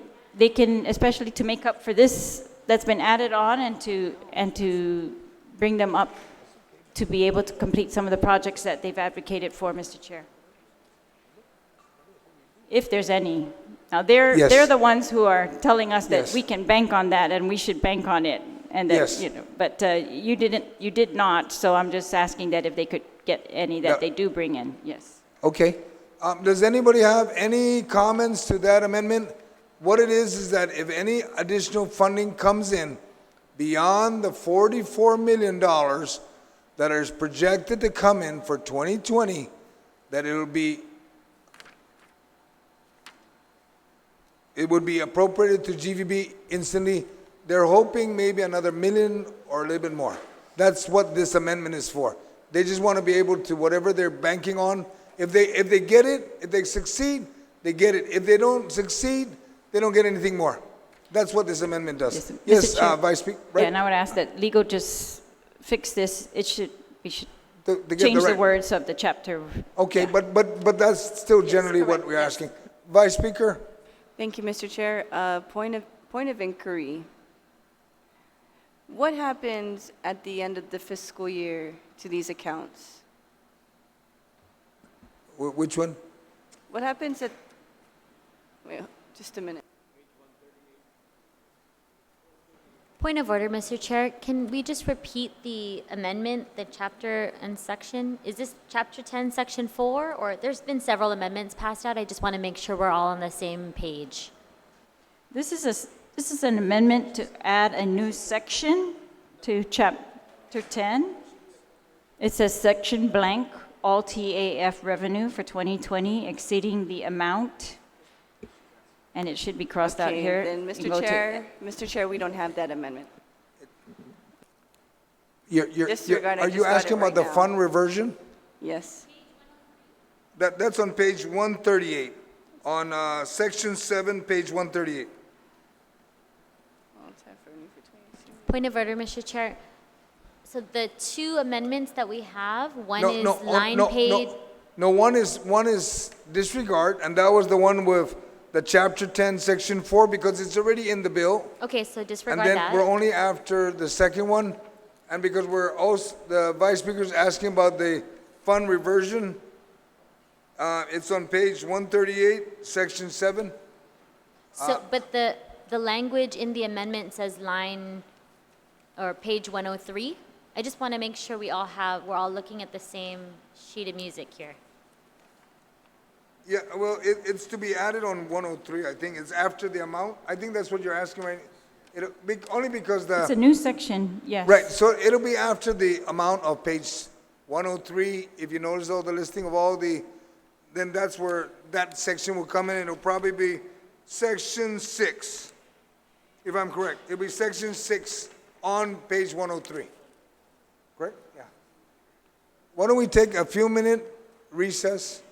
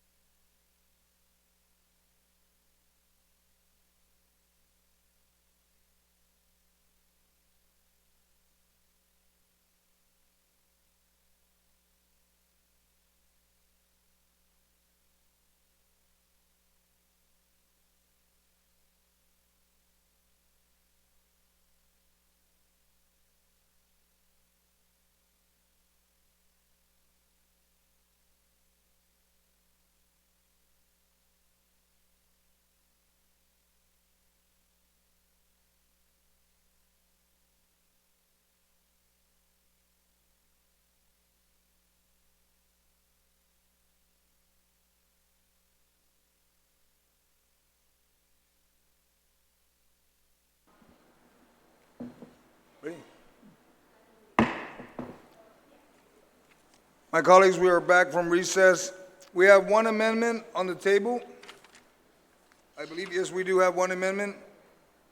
It's from Senator Therese for page 103. She read it earlier. They just had to do some technical corrections. You all have a copy. Does anyone want to speak to this amendment? There being none, are there any objection? You don't want it? Ma'am? Oh, okay.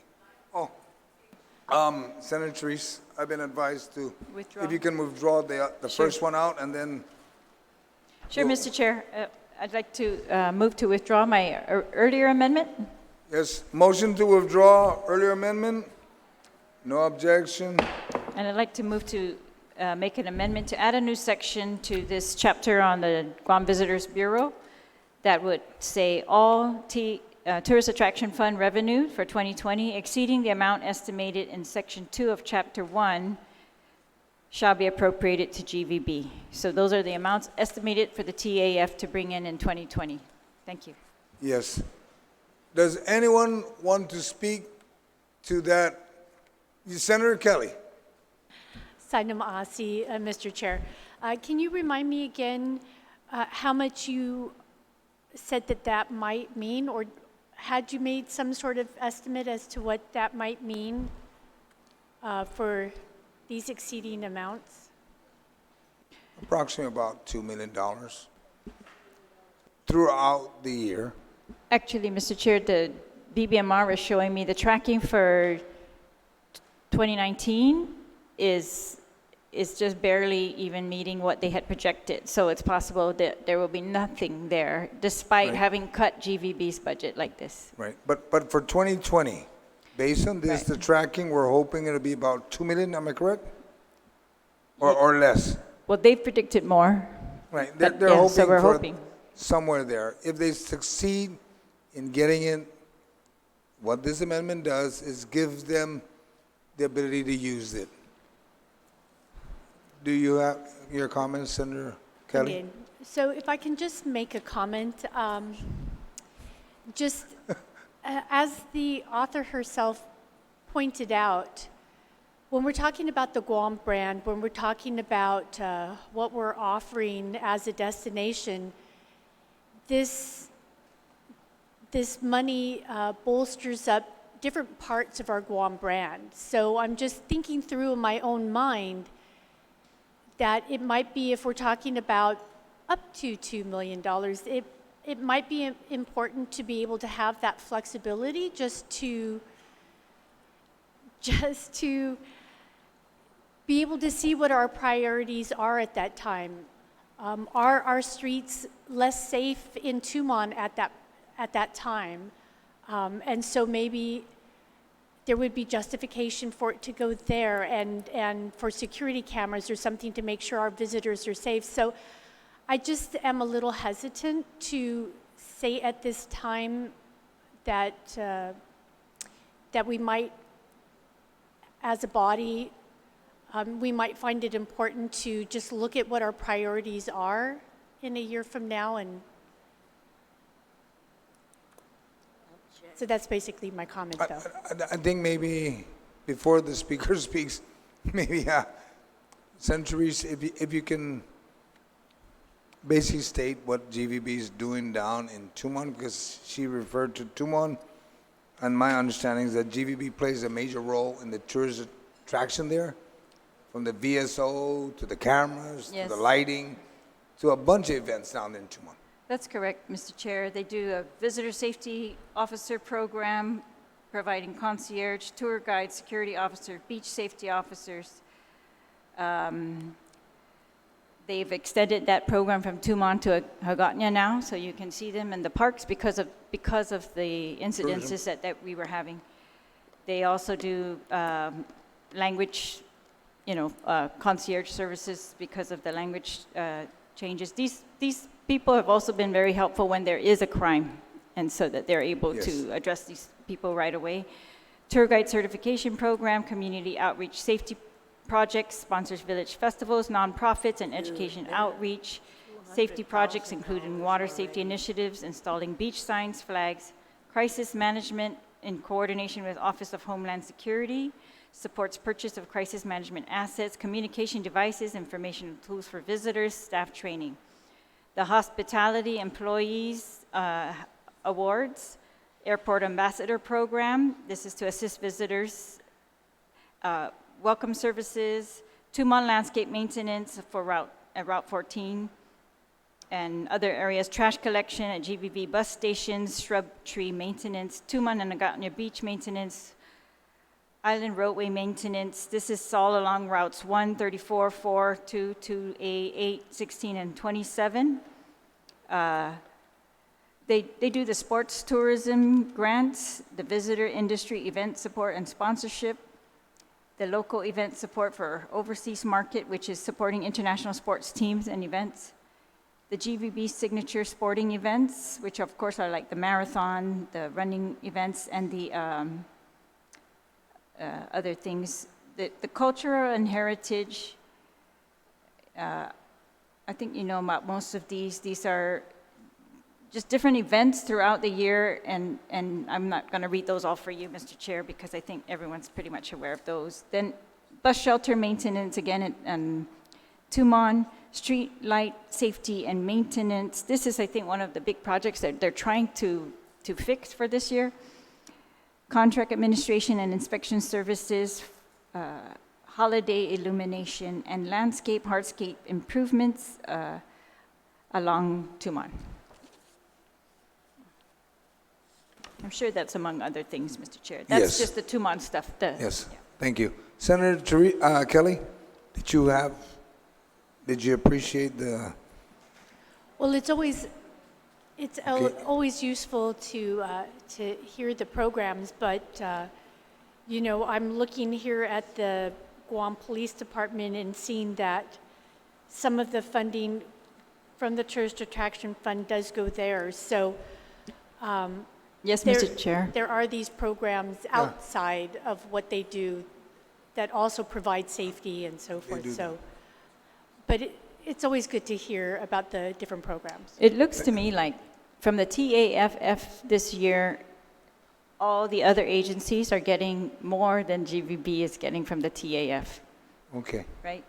thank you. Did I say TAFF? No, TAF. TAF. Thank you, Senator Kelly. Madam Speaker. I thank you, Mr. Chair. Just wanted to note for the record, based on the actual tracking, the actual resources that have come into the Tourist Attraction Fund from the fiscal year 2019. If we started from October, based on the projections and the actuals received for each month from October to August, there was always an increase. I'll give you an example. In October of last year, there was an estimated, there was a projection of 3,487,404, but the actual that came in was 3,491. In November. Excuse me, Madam Speaker, do you have a list of items maybe that our colleagues could share? If we can get a copy of that, I don't have a copy of that. Thank you. We have a staff, please make copies so that, The special fund report I or don't- something different? I don't know. If The you could Tourist just, Attraction Fund actual Yes. funds tracking all the way up to Yep. July. okay, if we just make a copy, just take a few minutes, recess while they make the copies. I just want to make sure that all my colleagues have a copy and we're all reading along, we all understand what's going on. Thank you.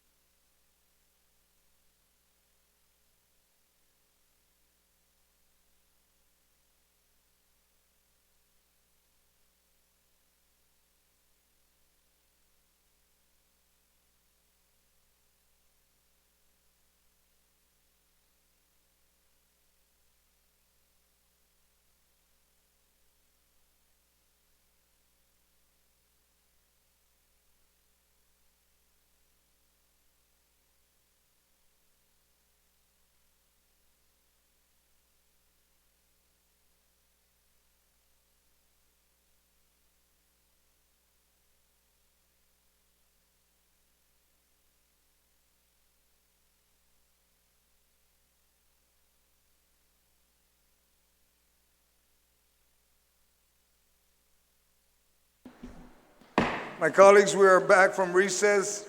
I think everybody's got a copy. Madam Speaker? Thank you, Mr. Chair, and in the interest of times, I just wanted to make sure that my colleagues were aware of the actuals that were coming in for fiscal year 2019 for the Tourist Attraction Fund versus the projected revenue. So just wanting to make sure my colleagues were aware that this was received. All right. Does anybody want to speak about the amendment? Sure. You spoke on the amendment, on the amendment. Do you want to speak again on the amendment? Okay.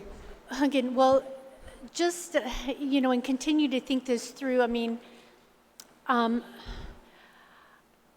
just thinking about some of the things that we have coming up, that if we're locking down everything piece by piece by piece, then the flexibility that we're actually benefiting from right now in this process or throughout the year, I just worry about the rest of the year. Now, I'm not saying that this money would come from TAF, but it was spoken earlier by BBMR that we have not set anything aside for our $1 million+ potential settlement for the Davis case. So if we're getting ourselves to a point where there isn't flexibility at some point and we're locking everything up by saying all excesses are accounted for, I just worry about that. Well, Senator, this is on the TAF. Yes, and I This said is not- it's not it is from not- the TAF, right, but it's not it's from that TAF. concept of Understood. not having flexibility. Understood. So do you have an objection to her amendment or no? Because the issue that they talked about, the Davis case, that's a separate incident issue that Exactly, but it we'd was have to settle. illustrative. But it won't It come was from TAF. illustrative. It I was understand. illustrative, and I explained that it wouldn't come from the TAF.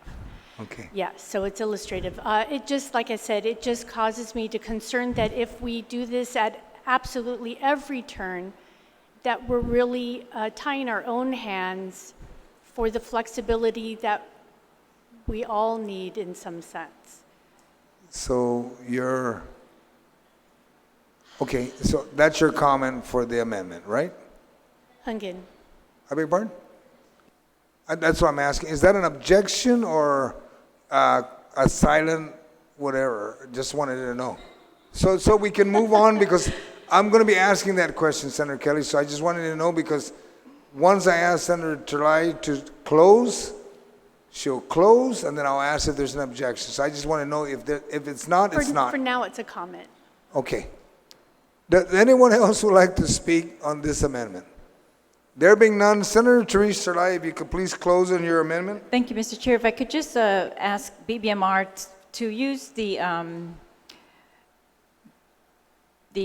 special fund tracking reports that they have and to report to us. They've tracked also the Tourist Attraction Fund and their general assessment for 2019.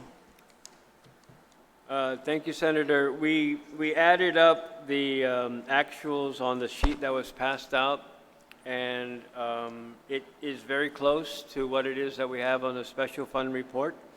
What isn't included, of course, is the August and September numbers, which would have to be added in, and our estimated numbers for August is $3,492,429, and for September is $4,436,747.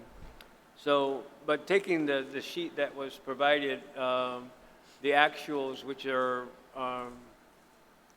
incomplete because, of course, there are not the 2 months here.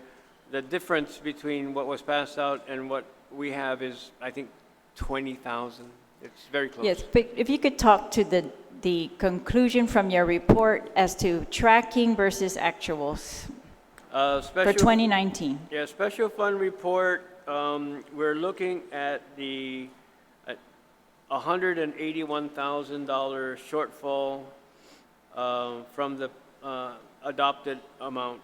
So we're tracking 44,565, 475, and the adopted level is 44,746, 562, or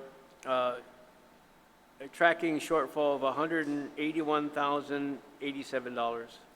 That's right. So, Mr. Chair, so in regards to the amendment, the current tracking for 2019 is still not super optimistic, right? They're tracking below what they had estimated for 2019. So they're still trying to recover, still trying to rebound. They're doing their best. But for 2020, they were very optimistic, and they were telling us, they really outlined their programs, and they told us that they were going to try to bring in more, and they were kind of challenged that we were going to bring in more than you guys believe, more than BBMR believed that they could bring in. And because we have cut their budget by almost $1 billion, I would like, and it's below 2019 by that amount, I would like to give them that incentive, that if they can bring in more money to the TAF, then they could use it again. And they all, they're going to use it to put back into this industry to improve it. So I thank my colleagues for their support. Jesus Masi. On the amendment, is there an objection? There being no objection, motion carries. Ladies, my colleagues, is there any other questions for GVB?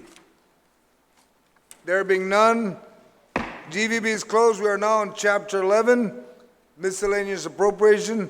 My colleagues, just to let you know that we will recess at 9:30 because they have to reset the YouTube, the system, the media system. So we are now on page 104. Are there any questions on Section 1? There being none, Section 1 is closed. Now we'll move to Section 2.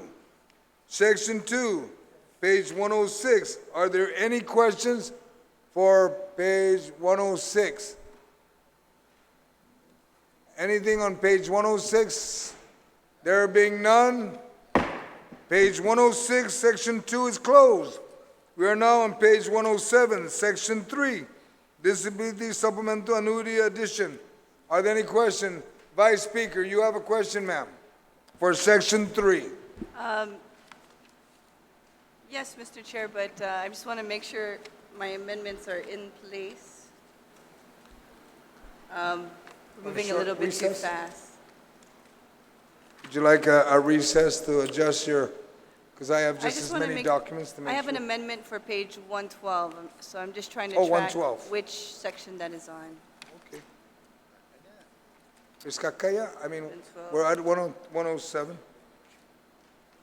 Okay. I'll go just a little bit slower Okay, then. I'm sorry, Mr. Chair, disregard. All right. I'm going to So go is there with- any question for Section 3 on 107?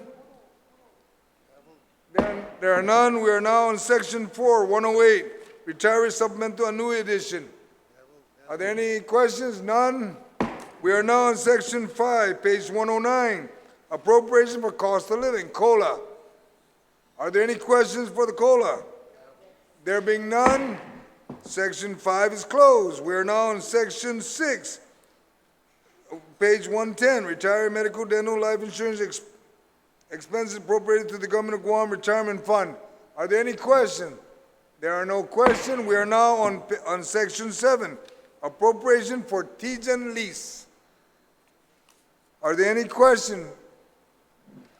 There being none, we are now on Section 8. Now that's on page 12. Madam Vice, you mentioned page 12.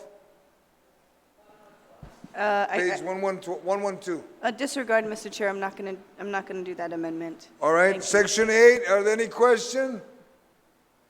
Section 8 is closed. Any questions on Section 9?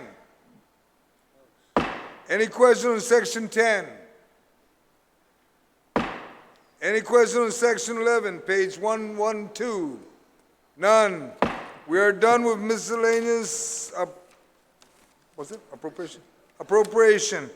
We are now on page 113, miscellaneous provisions.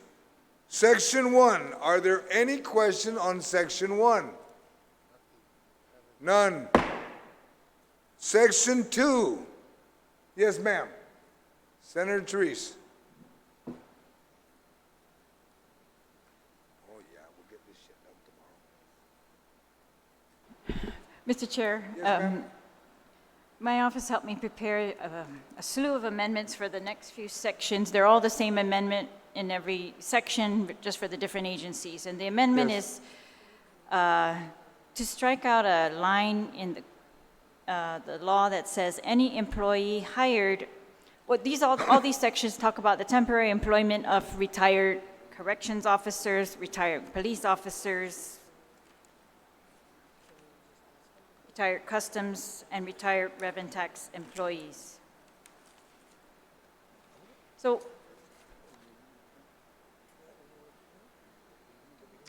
yes, so what it does is strikes out a section of the law that says any employee hired under this section shall only be eligible to enroll in the Government of Guam Health Insurance Program as an active employee.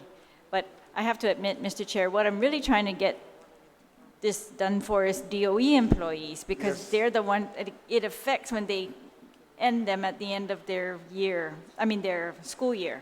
Yes, well, I've been advised that also, that the DOE teacher, when they get hired as a retiree, they're required to still pay the insurance, and they have to drop their retirement insurance. 9 months later, they got to go back up and get their insurance back on.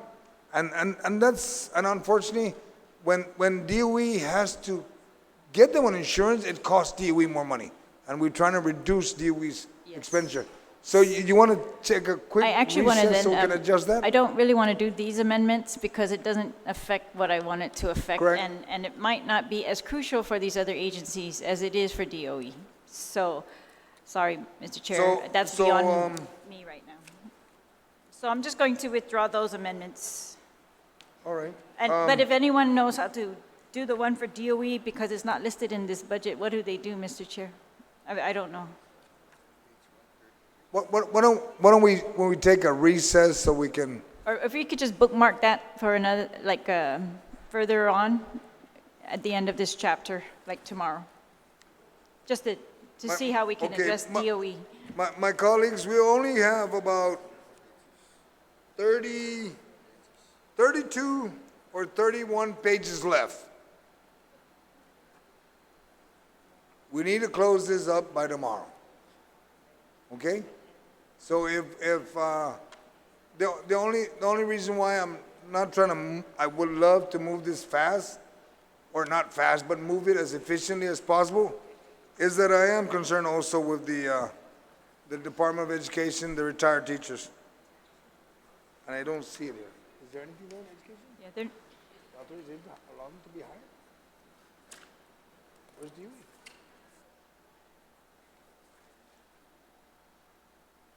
So can we bookmark that, Mr. Chair? I'd rather we take a few minute recess while we research and we find that specifically so we can settle that, Senator Try.